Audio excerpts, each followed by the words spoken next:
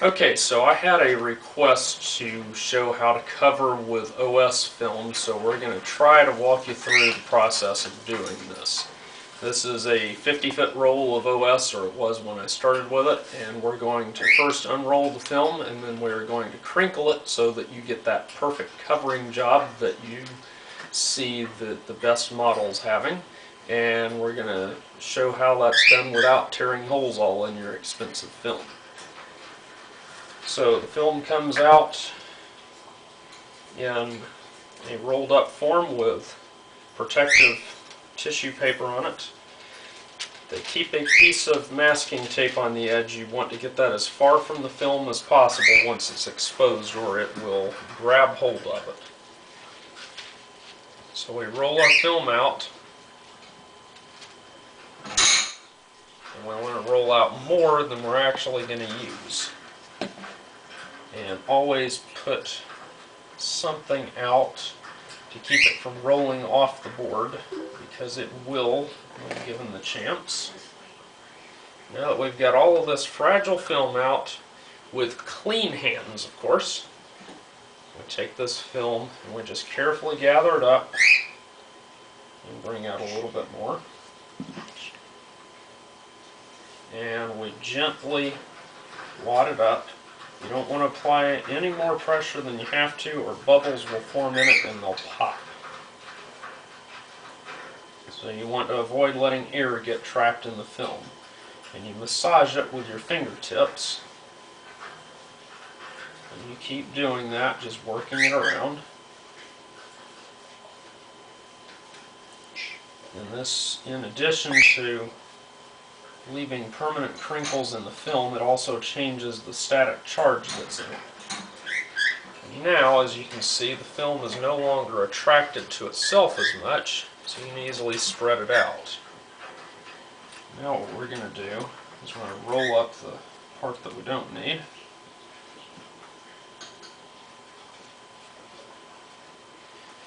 Now we can spread this film out.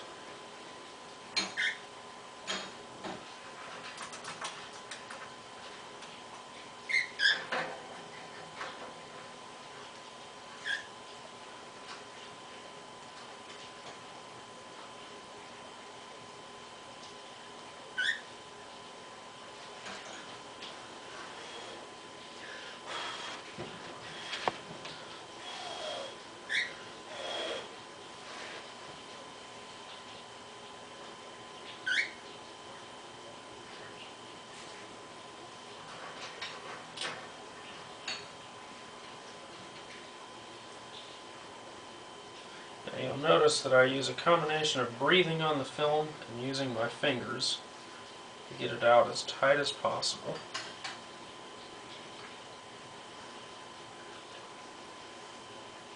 And that way we have an even tension in the film.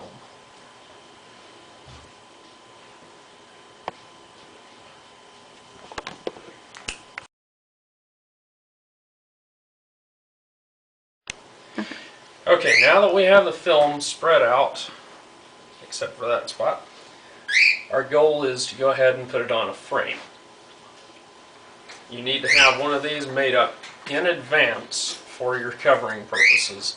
Now, I have already sprayed it with 3M77 spray adhesive. This stuff right here is available at the hardware store. And I have thoroughly coated this surface with it. It is very important that after you coat this that you go clean your hands, because it sticks to everything, including the film. So what we're going to do is we're going to take this frame, and it is just a balsa frame, and we're going to very carefully lay it down. So I lay down one corner of this frame at a time, and then I rotate it downward. And I'm pressing as I go.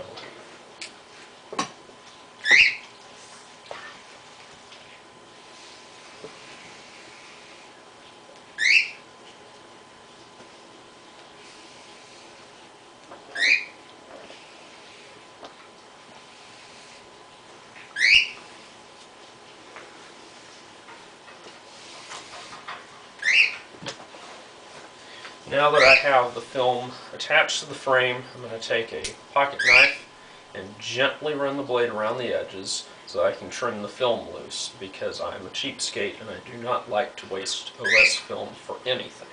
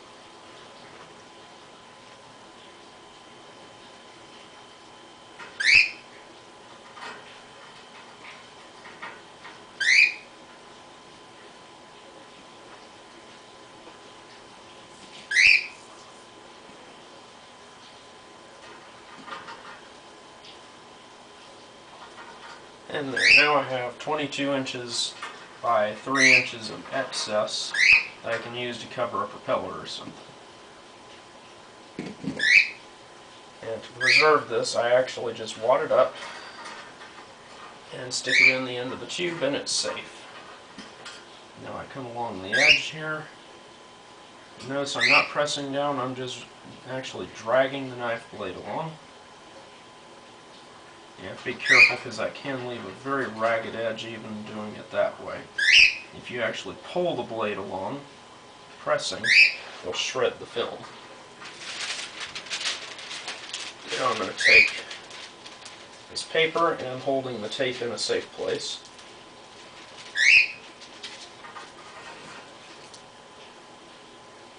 I'll roll my film back up in here.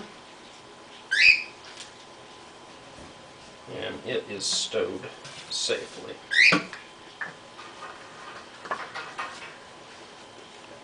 Now at this point,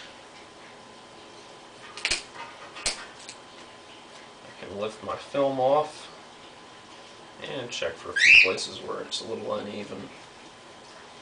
But in general, I now have my film perfectly in place. And it's tensioned so I can get a perfect covering job. And now we'll move on to covering the wing.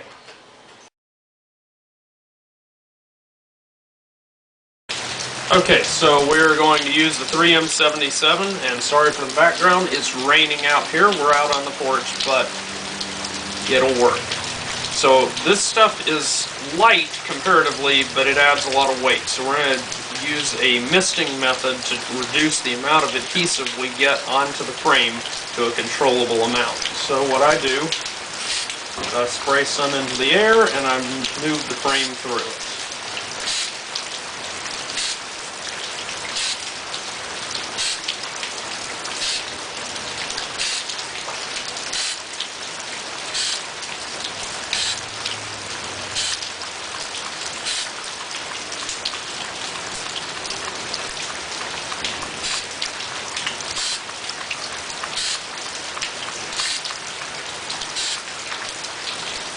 Now at this point, go and check to make sure all of the extremities are sticky and that one's not.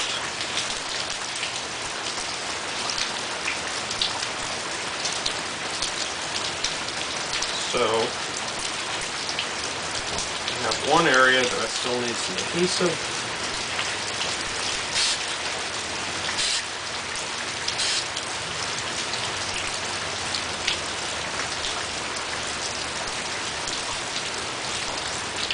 And now it's good and sticky all over, so we can take it back inside and cover it.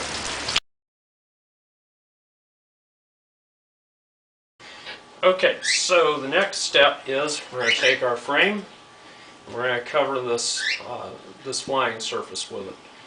I have carefully arranged this flying surface on my flat board. It is a little bit sticky on all surfaces because of that adhesive process, and just very faintly on the lower surface. That makes it stick to the board. That's actually a good thing because this surface is kind of floppy, so I want to be able to arrange it to the actual shape that I'm going to want my flying surface to assume, because it tends to pop out of shape a little bit because F1D surfaces are very floppy until they're covered and secured. So this frame, as big as it is, only gives me a little bit of excess, so I have to be very careful in how I cover this guy. You only get one chance to do it right. So you don't want to deform the frame in any way as you're lowering it down. And you just slowly place it down. You have to lower it straight down because, especially for me, I use a very deep airfoil, and so I can deform the ribs as they go down if I sway to the side at all. And I've already got one rib that has popped out of alignment, and fortunately only one.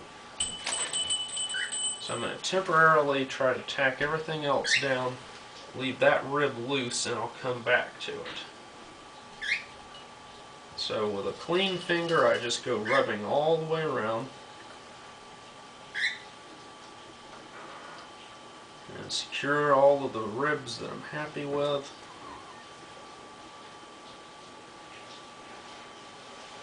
Now I'm going to flip this guy over real careful like. And this rib slid off. So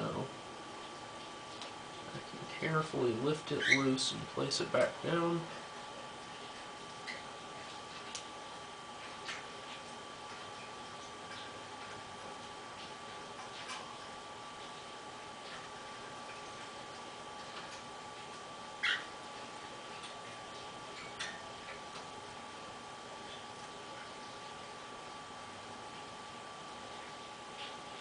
Now that guy's getting straight. Come back and ribs floppy enough that I'm able to secure everything to it. And I make one final check to make sure that we're completely secured on all the outlines, because we do not want any risk of the covering ever peeling loose, because you will not get it back down correctly unless you're a much better flyer than me, which is entirely possible. So, I now have my surface secured, so we're going to move over to the dining room table, and we're going to cut it out with a soldering iron.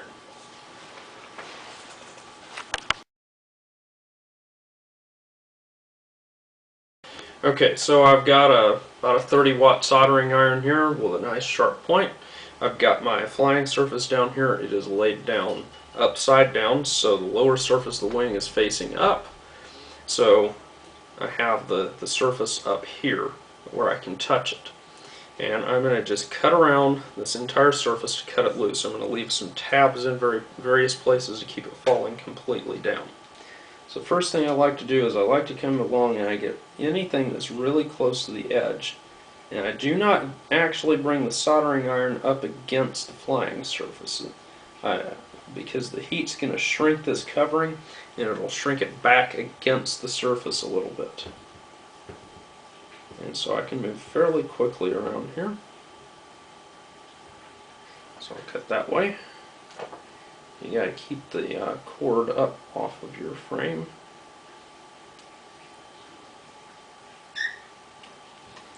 And we'll move in here, and we'll leave a little tab right there, so I've let that part uncut.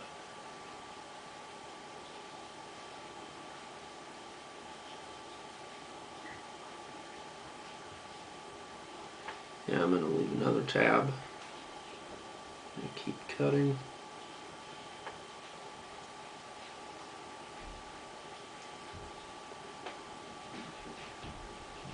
Now you notice I'm able to cut very quickly, and that's because my soldering iron is already heated up and it's not going to tear the film at all. It just slices right through it.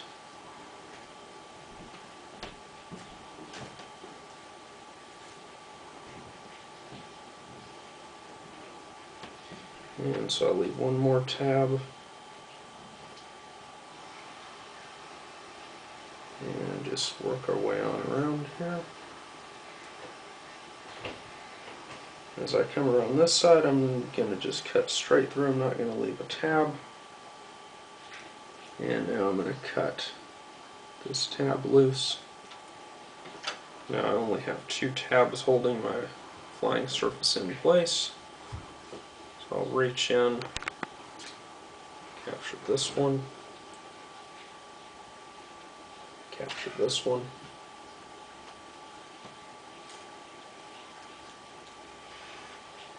and we'll get this guy free of here. And here we go. Now all I have to do is put in my dihedral brakes and tighten up the film at those places.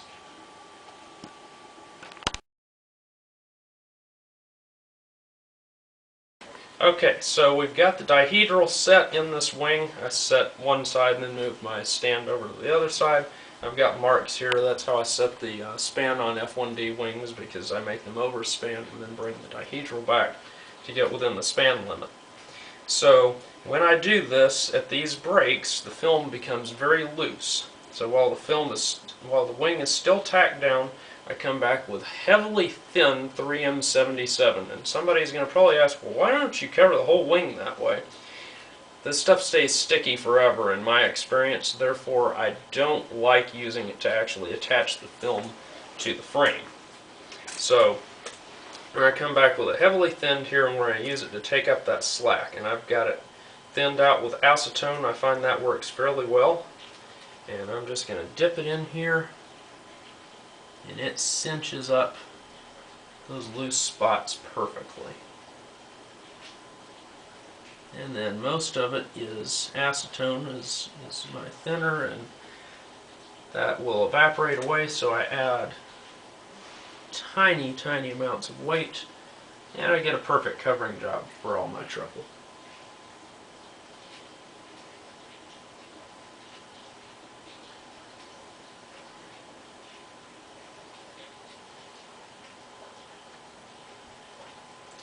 And at that point it has already secured.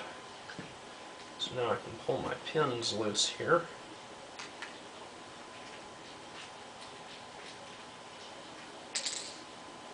That wasn't good. And now I can lift this wing free.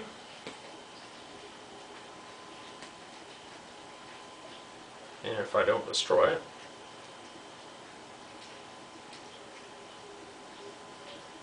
and I have one loose spot.